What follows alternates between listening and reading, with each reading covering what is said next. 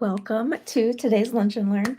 I'm Amanda Warfield. I'm a simplicity-focused content marketing strategist and copywriter, and my goal is to help course creators, educators, digital product creators simplify their marketing so that they can make a bigger impact in less time. I go live every single Monday at 1 p.m. Eastern Time to 10 a.m. Pacific Time to have a lunch and learn style chat. Sometimes it's just me, sometimes I have guests. It just depends on the week. But the goal is always to help simplify an area of your marketing when we go live and when we have these lunch and learns. So today we are going to talk about driving traffic to your landing page. And when I say landing page, I'm using it as an umbrella term, really, where it could mean your homepage on your website. It could mean your landing page for your freebie or for your sales page for your course. It really is whatever strategic website page that you are wanting to drive traffic to. That is not always what landing page means, but that's simply how I'm using it here today. People use it interchangeably for a lot of different things, but for today's purposes, when I say landing page, I simply mean just wherever you are trying to drive traffic, whatever that goal may be. For many of you, it will be your your course sales page, or if you have a funnel set up, it will be the landing page for your freebie. So that page where they come and you're like, here's the freebie. I want to get traffic to it so people can sign up for the freebie and then I can tell them about the course, right? That may be your landing page. I would love to know, where are you trying to drive traffic right now? What is your number one page that you are really trying to focus on pushing people to so that you can get more traffic there and so that you can increase conversions, sales, your email list, whatever that may be? Where is it that you're trying to send people? Now, when it comes to driving traffic to your landing page, there are two main pathways forward with this, and it's not paid or unpaid. It is nurture marketing versus growth marketing. Now, I talk a lot about this in my book, Chasing Simple Marketing, if you want to snag a copy of that and be able to dive a lot deeper into this conversation. But nurture marketing versus growth marketing. Nurture marketing is nurturing the people that are already in your audience, that are already in your sphere.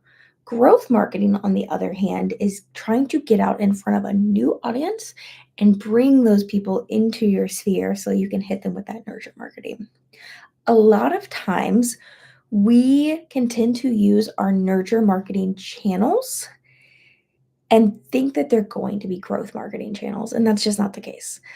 Things like Instagram, at this point, that's no longer a growth marketing channel, right? For the most part, when you're posting to Instagram, you're not posting and seeing a ton of growth. You're trying to connect with the people that are already in your audience. However, something like TikTok or Threads, right here, right now, as I record this, because this changes often with social media, those are places where you can actually expect to see growth. And yes, you're nurturing your current people, but you may actually be really focused on, okay, how do I grow? And those are platforms where that's happening right now, realistically. So, growth marketing, nurture marketing, they are two different things. Sometimes your goals with them and the platforms you're using can be interchangeable, but for the most part, social media, especially Instagram, that's going to be nurture marketing. Your email list and your email newsletters, that's going to be nurture marketing. Your podcast or your YouTube channel, right? That's probably going to be nurture marketing because for the most part, the people that you're talking to for those are people that have already said, oh, I'm interested in what they have to say. I want to learn more about this thing that they're talking about. I signed up for this freebie already, right? So when it comes to your nurture marketing and driving traffic to your landing page, whatever that may be, you want to talk about the different areas that touch on whatever it is your landing page is about.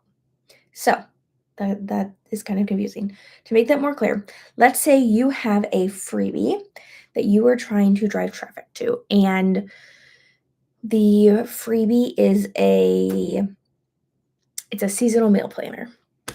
And your goal is to get people onto that landing page? Well, you can do the thing where you say, "Hey, I have this freebie. Go check it out," right? Like that's a really simple way to do it. You can send emails about that. You can put up posts about that and say, "Hey, I have this freebie. You should go check it out if you want." That's one way to do it. It's a great way to use your nurture marketing. However, you can also put up posts on Instagram or talk about this on threads or share videos about this on your shorts or on your YouTube channel or wherever the case may be. Putting up content that's going to lead into that naturally. So, for example, you could put up, right now it is February, you could put up a post or a reel or a short that says, "Here are all the vegetables that are in season in February."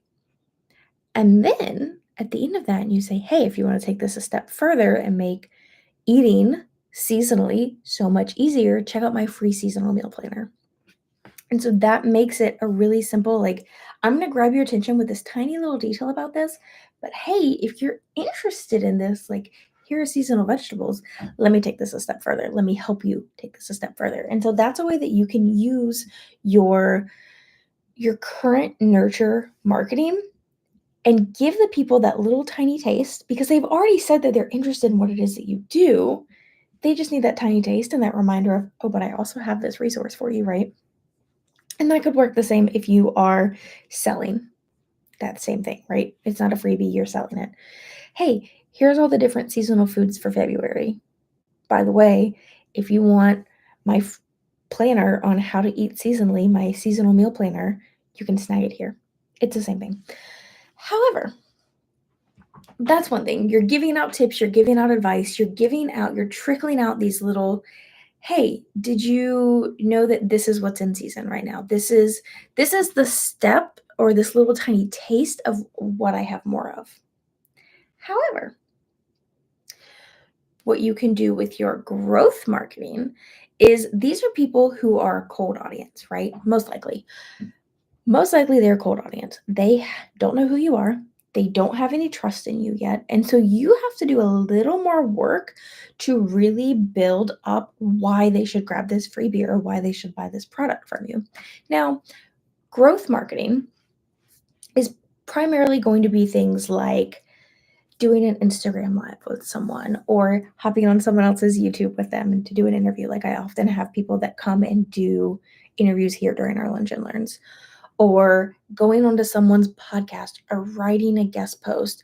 Typically, with growth marketing, not always, but typically, you're getting in front of an audience and you're able to give them, well, let me back up, especially with unpaid growth marketing, I should say. You're able to say, hey, here's this thing I have, and here's this information, and here's where I'm an expert. And you're able to give them a lot more content than just a snippet here and there because that's just how those opportunities tend to be bigger opportunities, speaking engagements, anything like that. When it comes to paid growth marketing, it can be different. It could be a snippet, which often what works really well with paid growth marketing is taking the social media posts that have already done well and then just putting money behind them. But that's a whole other thing. Again, today's not really about paid versus unpaid, but nurture marketing versus growth marketing. So, growth marketing, you take these bigger opportunities where you have more time and space to explain and give background, and you want to make sure that you're giving reasons why what it is that you're doing is helpful. So, it's not just here's this thing, let me capture your attention real quick. It's here is this whole idea that you may never have heard of before. And I'm going to put it in front of you and I'm going to tell you why that you might be interested in this. And then I'm going to lead you into my nurture marketing and then I'll give you more. So, using that same example, what does that look like? If you are talking about seasonal meal planning and you're selling a seasonal meal planner, well, you need to convince people that seasonal meal or that seasonal eating is the way to go. You also could take a different stance and you could talk about meal planning in general and how it makes things so much easier. But in this case, I think the seasonal aspect is what really makes this particular meal planner stand out. And so I personally would recommend focusing on the seasonal aspect, but you could do both. You could have some interviews you do or some speaking engagements you do where you are focused on why seasonal eating. And you could have some where you focus on meal planning and how to meal prep. And so you could have a mix out there of that. However, what you want to make sure you're doing is you're selling this idea of this is what I teach and this is why it's important and this is why you should do it. You want to assume these people have never heard anything about this before, or if they have, very little. And so you go and you talk about, okay, here's what seasonal eating is. Here is why it matters, why it's good for you, why it's good for the environment, why it's good for your wallet, et cetera, et cetera. This is not something that I really know much about, but just throwing an example out there. Here's why it matters. Here's why you should do it. Here are some tips. And hey, if you want more, I've got a whole meal planner. And so depending on the amount of warmth that you have, it depends on how much more information you want to give them, really. So you get in front of a cold audience, they don't know you, it's a very cold audience. You're going to give them a lot more information as to why and try to bring them into your audience with the why. And then once they know the why and they're at least curious and more interested about the why and possibly investing in that, like, yes, this is an idea I want to get behind, then you're nurturing them with more of the how and more. And I don't want to say maybe how is not the right word because you could also do a how to interview and share it, and those tips work really well there, but just more of the smaller details, less big picture and more here's a tiny bit, here's a tiny bit, here's a tiny bit, learn this little tip, here's a tip here, here's a tip here.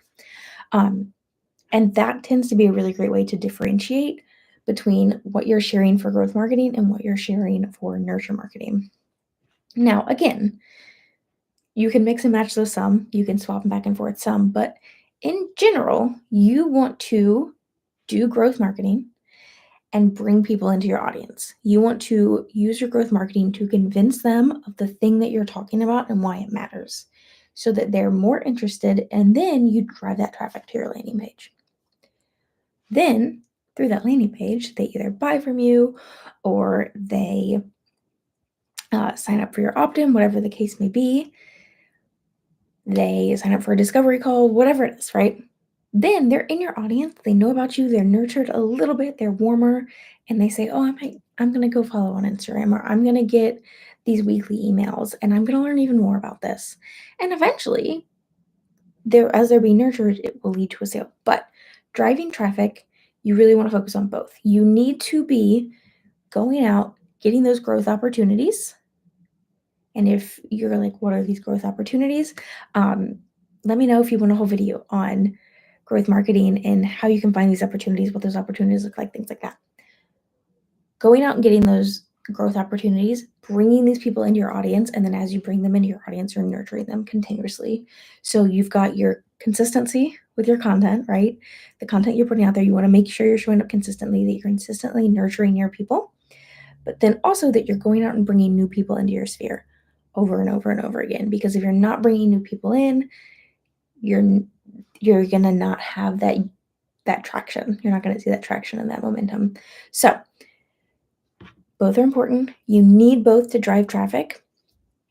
You take those growth opportunities and you send them to your landing page. You go out and you find podcast episodes, bundles to be part of, et cetera, and you use those to drive people to that landing page you picked earlier. Your nurture marketing, you want to do the same thing. Share little tips that will drive traffic to your landing page and get more people on that landing page and on your email list, right? That is the ultimate goal, is growing that email list through all of these other ways that you can market your business, because your email list is the one thing that you actually own, okay? We saw this with TikTok shutting down. We see this all the time. This isn't anything new, right? But you don't own your Instagram following. You don't even own your YouTube following, right? If you're not hosting it, you don't own it. So it is important that you are growing your email list. That is the cornerstone, or should be the cornerstone of your entire marketing plan, truly. Okay, if you have any questions, let me know in the comments and I will come back to answer them for you. I would love to know where you are currently trying to drive traffic, and you can drop that link. Go ahead and share it with all of us in the comments.